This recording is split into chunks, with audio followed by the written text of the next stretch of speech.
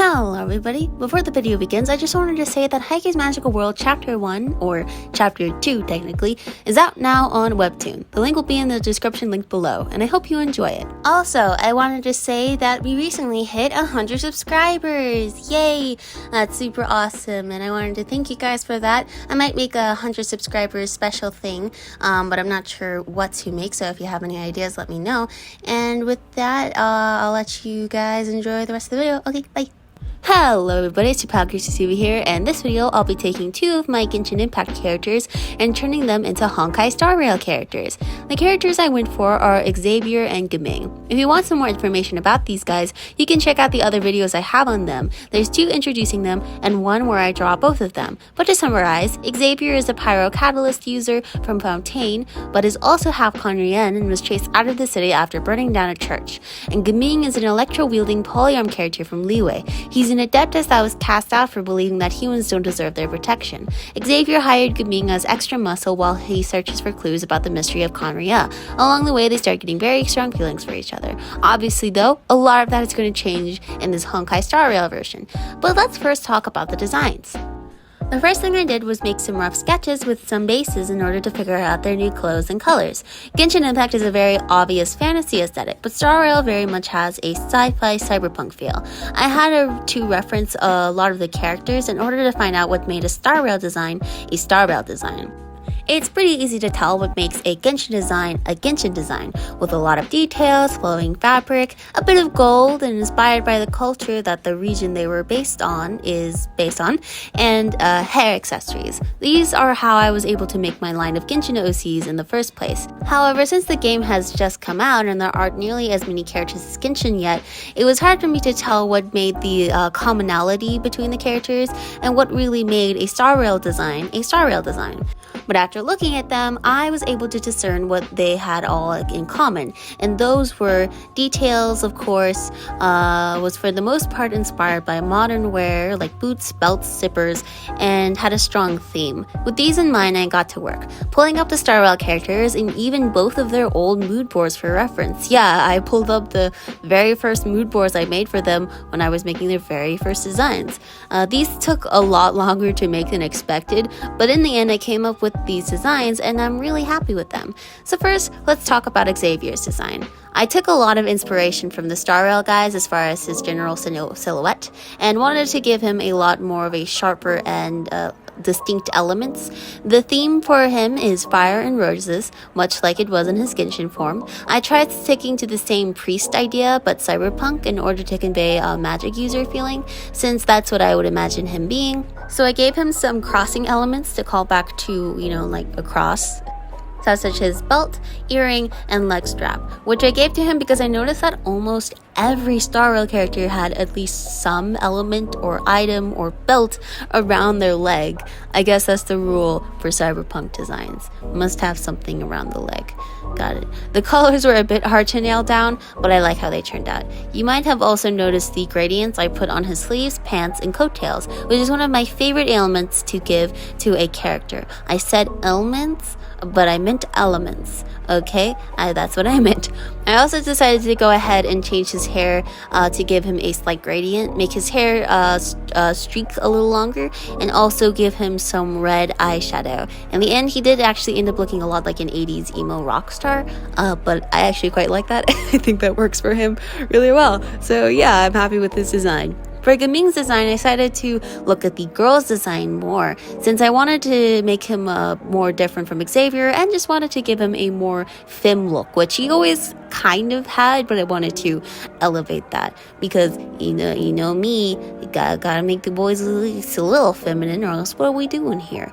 And so that's what I'm doing with Gaming, except I'm making him real femme. Something about the Honkai guys that look that I don't personally love is that they all follow the same standard pants look, which can look kind of boring. A lot of the Genshin guys do this too, but a lot of them also play around with more of their designs, not sticking to standard mask forms. Several several of the Genshin guys are really feminine and some are a bit more subtle with it. So I wanted to bring that into his design as well. I decided to give him a more revealing look based on his first Genshin design and drop the gold that I gave him before, instead making his accent colors silver and red. I gave him a lot more zippers and added a belt wrap around his waist with gems hanging from it like the ones hanging from his skirt thing.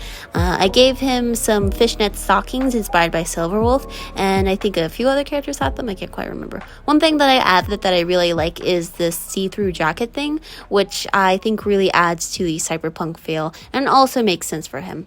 I don't have much to say about his look, as it is more of a redesign of his first look, but more cyberpunk and also a bit more revealing. But I actually really like how it turned out. I'd always struggled with his clothes and his Genshin designs because I didn't think they really worked, and I also felt like his first one looked like way too much like other Genshin characters, and then his second one is just kind of a mess. But I think these ones suit him much more, and I also did justice his hair to be longer in the front and gave him a bright purple gradient. I gave his horns, I kept the horns the same, but also gave him ears, scales, and also a tail. All things to make him feel much more like a dragon. Now, to my knowledge, there is a species that is dragon-like already in Honkai, those being Donhong and Bailu. I don't know if I said those names right, I'm so sorry. But I'm not sure Gaming would be that, but maybe something similar, I don't know. Don't know quite much about the Honkai Star Rail world building as much as I do Genshin, so yeah. I also do have a place in one of my own stories and in one of my universes for these two characters. So in that one, Xavier would be more similar to a normal dragon who can shapeshift and even has a full dragon form. Don't know if that's possible in Star Rail, but added those features anyway. And I adjusted his eye makeup as well, and that was it for the rough designs. Now it was time for the drawing. Unfortunately, for the drawing of these two, most of Gaming's design got covered up, which is sad, but I might make some separate art where I make their own splash art, much like I did for their Genshin designs. But for now, I'm going to talk about the drawing and a bit about the story. So like I said, these two are a couple, and in their Genshin version, Xavier is pretty reluctant to tell people about that. In fact, I would imagine when we meet them in-game, they might have feelings but not be like a thing yet. However, in this one, they are definitely a thing and aren't afraid to show that. So for the drawing, which is kind of a redraw of the last drawing, I drew of these two. They're in a much more intimate pose with Xavier sitting all fancy on on Gaming's lap. I wrote Xavier twice in the script, but on Gaming's lap while Gaming is making sure he's protected, and that is the reason why Gaming's design got covered up, because Xavier is covering it up. Why did I do that? I don't know. I didn't think that far ahead, but it's okay. As far as what they do, I'm not sure if they're like Stellaron hunters or something similar to that, but I imagine that to many they are criminals, since Xavier is always trying to find the Stellarons to study them, which can lead to them breaking a lot of laws. Now, Xavier doesn't particularly like the Stellarons, but he just wants to study them in order to unlock some truth, maybe around the eons or the nature of magic or something like that. I don't know. If we find out that there is a Conria equivalent in Star Rail, then probably has something to do with that. But Gaming is pretty much just here for Xavier, although it did start off really similar to how it is in their Genshin version, where Xavier promised Gaming freedom from his past. He was already pretty much gotten to that point, but decided to stay with Xavier anyway, since their relationship had already grown to that point at that point. Now, in his very first version, Gaming didn't have much of a personality besides liking to fight and being slightly crazy, but I've since changed that a bit. Gaming is someone who is pretty extreme with his emotions. When he gets mad, he gets really mad, and that's what people usually associate him with. But the people that know him are more aware that he can actually be a really big sweetheart, since when he's happy, he's really happy. And that doesn't happen too often, except when he's around people he's closest with. He tends to show more of his true emotions and stuff. He's also just a bit of a himbo, so I think that works really well in a duality with Xavier. Not the very smart, classy, very driven partner, and then the himbo one that seems intimidating but is a sweetheart. I like that duality. And obviously their elements are fire and lightning respectively, but as far as their paths, I imagine that Xavier follows the nihility path and Gaming follows the destruction path. Oh, also, if you didn't know, Honkai's game things work differently than Genshin. They don't have vision as far as I'm aware, but they do have control over the elements, but they also follow different paths, and the different paths that they follow dictate how they are basically play in gameplay style. And so I imagine Xavier would be nihility and able to debuff the enemies and allow Gaming to better annihilate them, being the path of destruction. Yeah, if the picture from the last time took a while to draw, this one was no exception. While working on the line art, I struggled a lot with the anatomy too. You'd think I would have figured all that out in the sketch, but apparently not.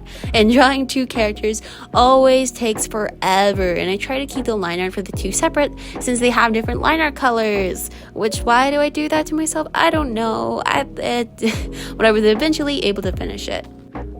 The lighting for this one was surprisingly similar to the last one, since the size is in the same place, but I also added a flaming rose in Xavier's hand. It was a bit of a struggle to get the lighting to be in the right places, but I overall had a fun time shading these two.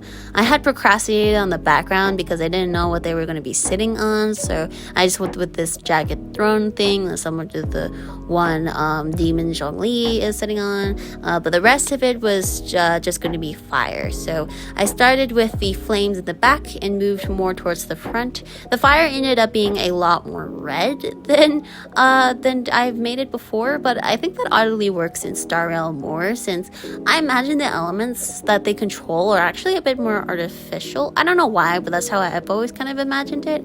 But instead of being more magical, it's more artificial. But after all that, I decided to add in their names at the bottom. And while I was doing this, I will admit that I wasn't totally happy with it, but I think that was because I was just looking at it for a really long time, and because looking back at it after a few days and looking at the original drawing, that's when I was finally happy with it. So if that ever happens to you, just make sure to take a break and step away from what you're working on, and I always find that's a good tip. And yeah, at that point I was done. Just in case the speed paint is going on for a little longer, which it probably will be, I'm going to ramble for a little longer while the speed paint is going. So yeah, Fontaine just came out.